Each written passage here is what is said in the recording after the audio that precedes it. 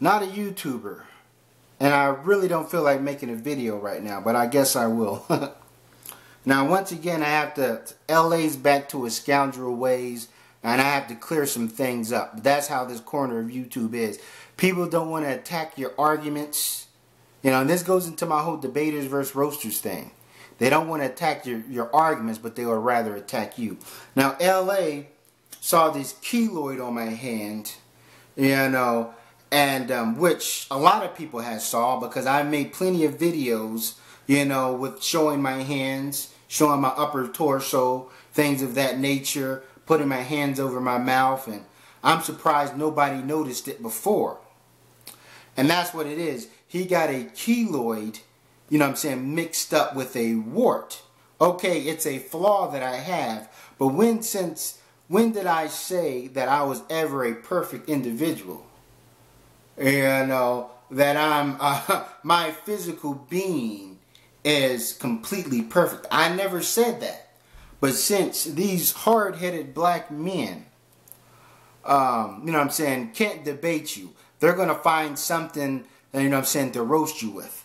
Now, LA is the last to talk about somebody's physical features.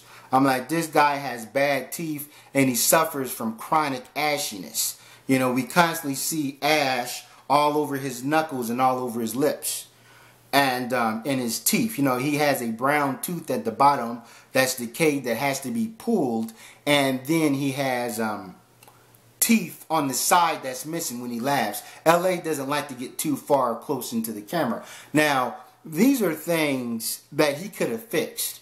Like, if he brushed his teeth every single day, or, you know what I'm saying, stopped eating so much Chico sticks and sugar babies, it wouldn't be a problem. So, you know, there's no excuse for a 36-year-old man, wherever age he is, to have his teeth deteriorating in his mouth. You know, and if you have a decayed tooth, I'm like, it's gone. It has to be pulled. There's no fixing that. But he knows that he'll look funny, you know what I'm saying, with a missing tooth. But we see the missing tooth on his side. I'm not saying my teeth are perfect. I do need to go to the dentist and get a good whitening. Yeah, that's the thing. But if he's going to use this against me, something that a lot of people have already saw watching my videos, something I didn't, you know, it's not like I have gloves on and I'm trying to hide it, and things of that nature. But we know as of recently, LA's credibility has been destroyed. Instead of him coming back and defending his position, he'll have to come in and he'll have to attack me. Of course, he's not going to address my points and things of that nature.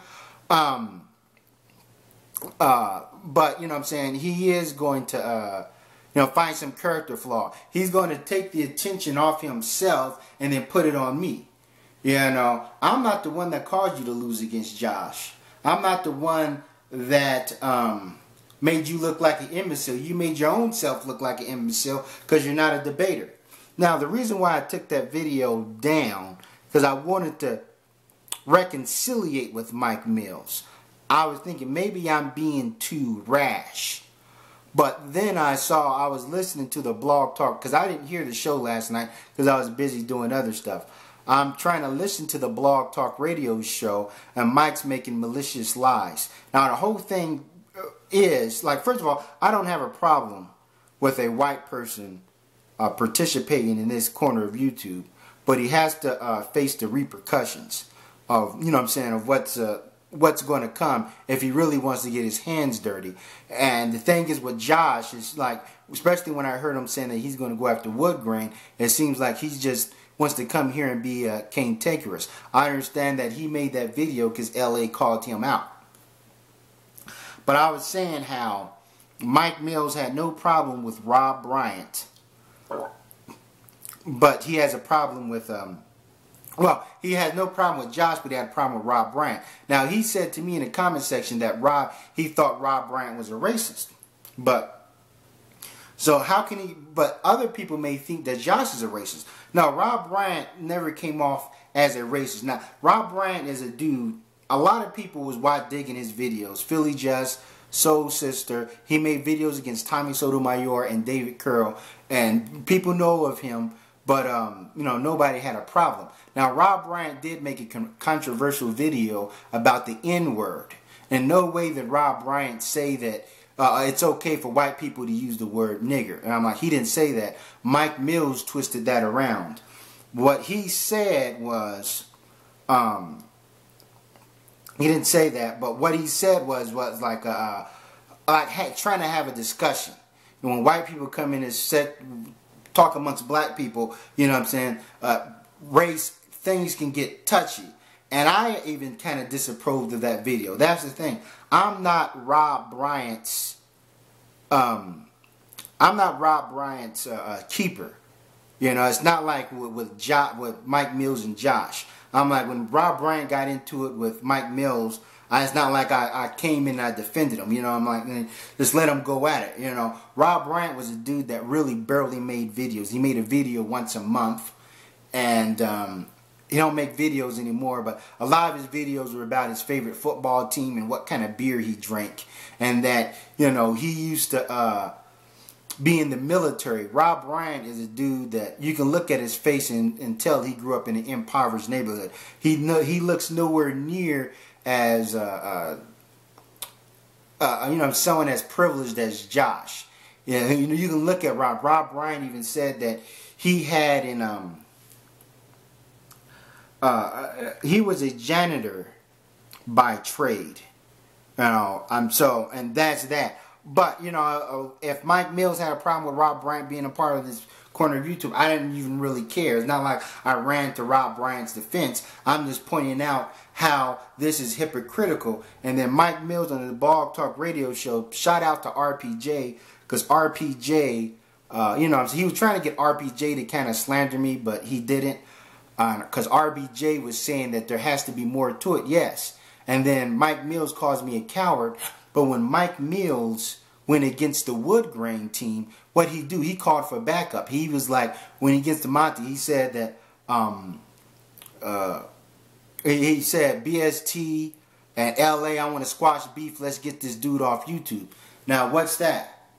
You know what I mean? You know, that's being a coward. Now, in this corner of YouTube, I don't care if a talking polar bear wants to participate, you know, and things of that nature.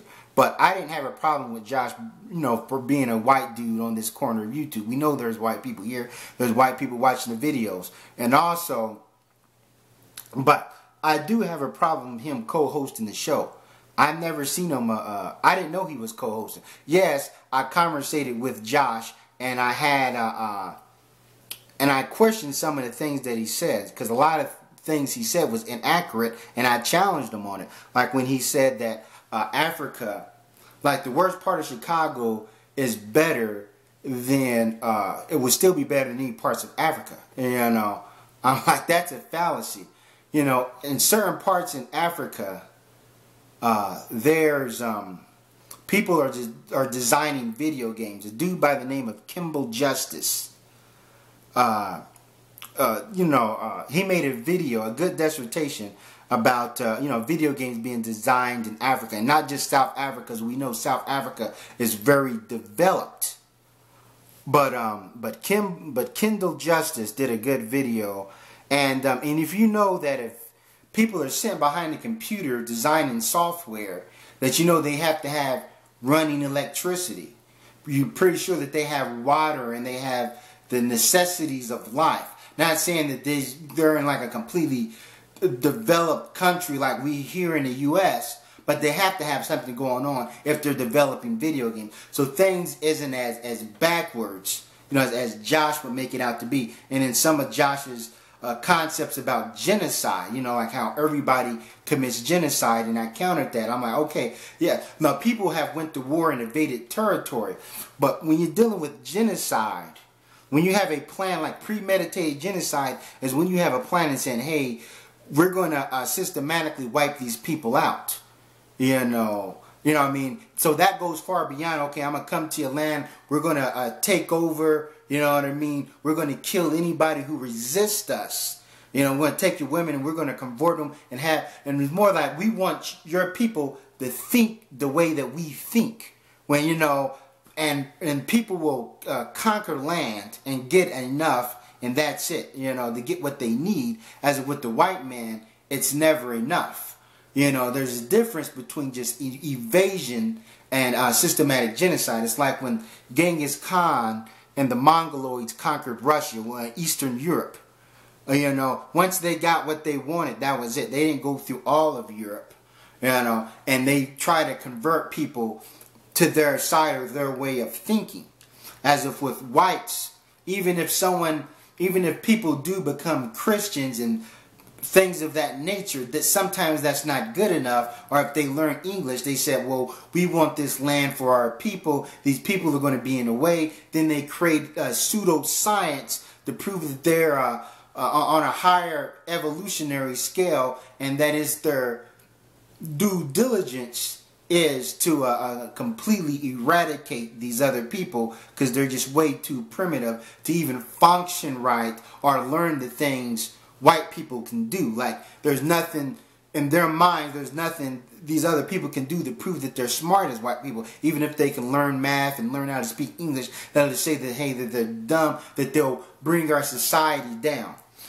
But I gotta keep my videos 15 minutes. But, you know, check out LA. LA's wearing the, you know what I'm saying, the same clothes every day. And if he's going to use, you know what I'm saying, one flaw against me, if that's all he got, that means that, you know, once again, I won.